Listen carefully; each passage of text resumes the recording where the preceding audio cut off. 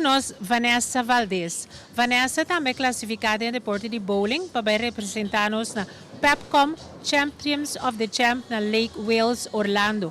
Vanessa, que você conta-nos? Bom, é uma classificação, então me classificar como primeiro lugar de adulto em Moena para me representar Corsol na Lake Wales. Quanto tempo você está praticando o deporte aqui?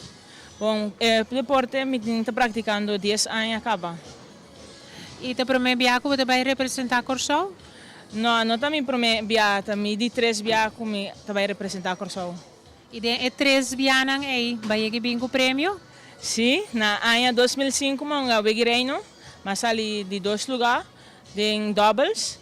Então na ano 2007 eu ganhei na Punta Cana, eu vim com o primeiro lugar all around, eu vim com 2 ouro, 2 prata e 1 bronze.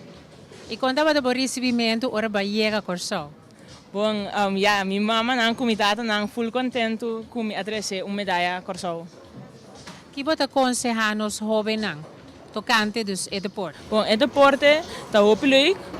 Bota assim a hobby, bota assim a concentrar no bowling, porque o bowling está deporte que pode concentrar hobby bom para tirar o máximo que pode.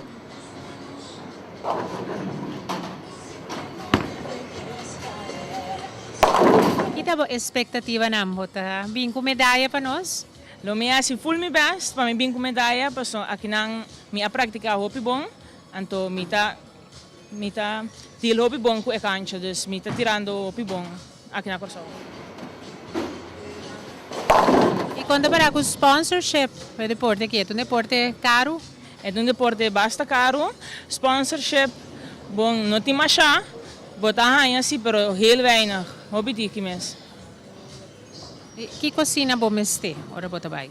Ora bo vai bowling, bo mestre de mes, bo mes bala, depende da cancha, mas tem bala para cancha largo, tem bala para cancha cortico. Então se bota vai uma maneira Lake Wales, me vai cancha largo, cancha cortico, então me mes vai com 2 balas, me mes vai com mi spare ball, de mes mi tas para me vai bowl com né, mi sapato, mi eigen sapato não. Então com gana para gana. E que você uniforme da bisa Corsol? Sim, nosso uniforme de bisa Corsol. Que men com outra palavra, eigenlijk se o uniforme de bisa Corsol, vamos se saca cara de Corsol e não se como cross Corsol, mas se como cross para ajudar você.